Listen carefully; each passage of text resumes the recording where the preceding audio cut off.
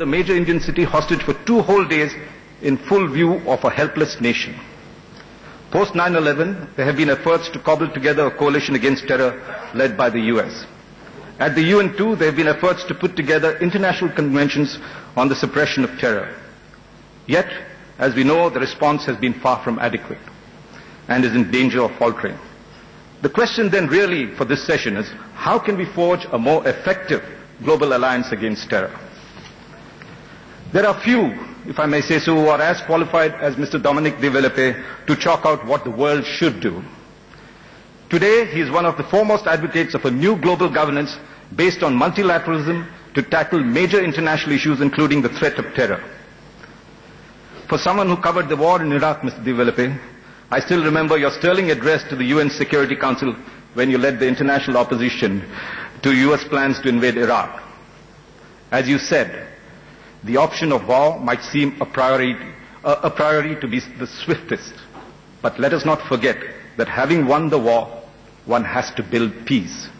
Let us not delude ourselves. This will be long and difficult. A year after the ouster of Saddam Hussein, when I went back to Baghdad, I realized how true your words were with the mess that the new Iraq was in. George Bush didn't heed your advice. And it is a price that he, his nation, and the world is still paying. Your accomplishments are so many that I would not know where to begin or end. Apart from being an influential political leader and a global thinker, you are a diplomat, a writer, a poet, a lover of antiquity, and as I discovered yesterday, a jogger. He jogs 10 kilometers every day, and you can see how fit he is.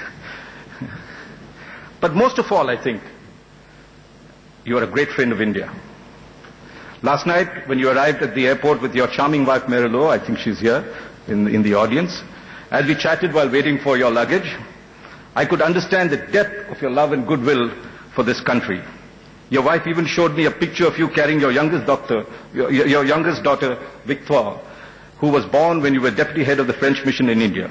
So, Mr. de Villepin and Mrs. de Villepin, welcome back to India. I now invite you to deliver your keynote address. Ladies and gentlemen, Mr. Dominic de Villepin.